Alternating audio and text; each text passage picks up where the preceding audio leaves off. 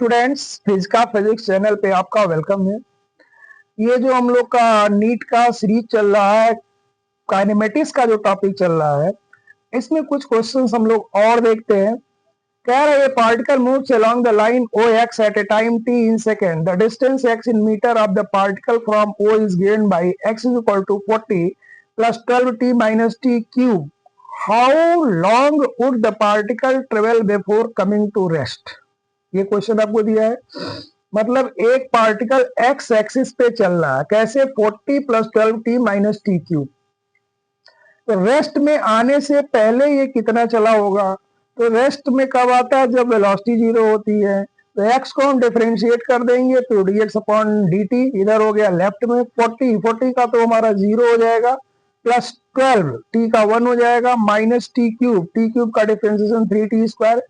तो वेलोसिटी बराबर मिला 12 माइनस 3t स्क्वायर। अब यही वेलोसिटी को हम जीरो कर देंगे तो 12 minus 3t square is equal to 0, 3t square is equal to 12, t square is equal to 12 by 3 is equal to 4, t is equal to 2 second. इसका मतलब ये हो गया 2 सेकेंड पे पार्टिकल रेस्ट में हो जाएगा। अब जरा हम देखते हैं, कह रहा है इस दौरान इसका डिस्प्लेसमेंट कितना हुआ है। तो पहले तो हम ये देखें t इज इक्वल टू 0 पे पार्टिकल था कहाँ। तो x is equal to 40 plus 12t minus T cube है, इसमें t इज इक्वल टू 0 रख दो तो x 0 मिल जाएगा। मतलब t इज इक्वल टू 0 पर कहाँ पर ये था, तो 40 plus 12 into 0 minus 0 cube, x 0 is equal to 40।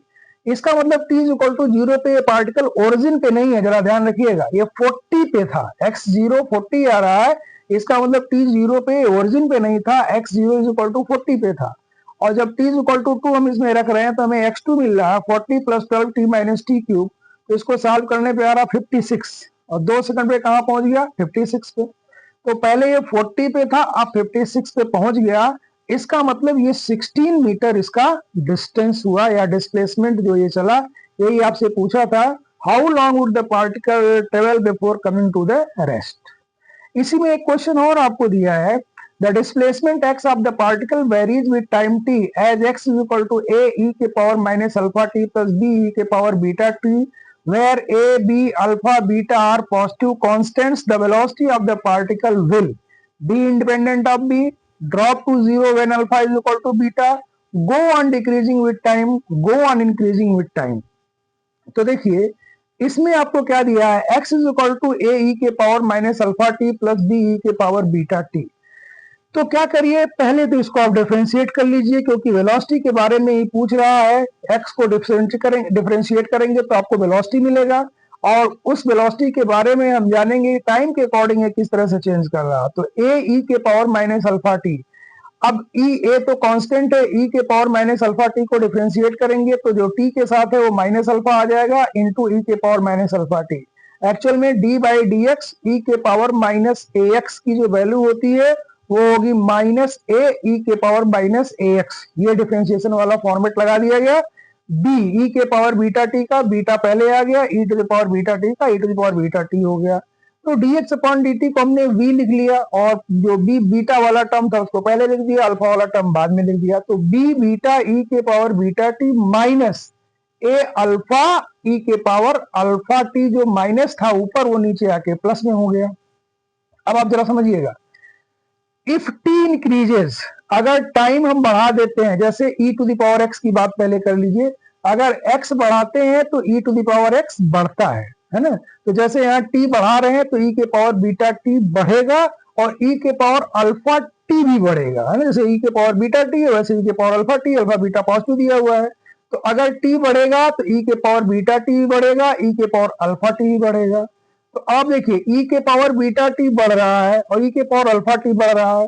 अब पहले वाले में से दूसरे वाले को घटाया जा रहा है, दूसरे वाले का डिनोमिनेटर बढ़ रहा है, इसका मतलब ओवरऑल वो क्या करेगा, घटेगा। मतलब e के पावर t को बढ़ाने से बीटा e के पावर बीटा टी बढ़ेगा, लेकिन a अल्फा अपॉन e के पावर अल्फा टी क्या करेगा, घटेगा। तो इसमें से ये चीज घटाई जा रही है, घटने वाली चीज आपकी क्या कर रही है, बढ़ रही है, घट रही है। तो v हमारा क्या करेगा, इंक्रीज करेगा। मतलब फर्स्ट टर्म इंक्रीज कर रहा है और सेकंड टर्म क्या कर रहा है, डिक्रीज कर रहा है। तो डिफरेंस क्या करेगा, इंक्रीज करेगा। इसका मतलब वेलोसिटी हमारी क्या करेगी, इंक्रीज करेगी। तो ये इसका आंसर था। तो प्यारे बच्चों, अगर आपको कोई कंफ्यूजन होता है सोल्यूशन में, है ना, देखिए सोल्यूशन सभी जगह दिए हुए हैं, है ना। बात होती है कॉन्सेप्ट की। कॉन्सेप्ट से जब चीज को समझेंगे तो कोई दिक्कत नहीं होगा, रटने की कोशिश करेंगे तो दिक्कत हो जाएगा। आप देखिए ये क्वेश्चन भी अच्छा क्वेश्चन था, थोड़ा मैथमेटिक्स में लगा दिया। टाइम बढ़ रहा है तो फर्स्ट टर्म बढ़ रहा है, सेकंड टर्म घट रहा है, तो दोनों का डिफरेंस क्या करेगा, बढ़ेगा। तो अगर आपको कोई डाउट हो तो मेरे कांटेक्ट नंबर 7668684891 पे कांटेक्ट कर सकते हैं, कॉल कर सकते हैं, मैसेज कर सकते हैं, और चैनल पे जा करके आप कमेंट्स कर सकते हो। Okay, thank you.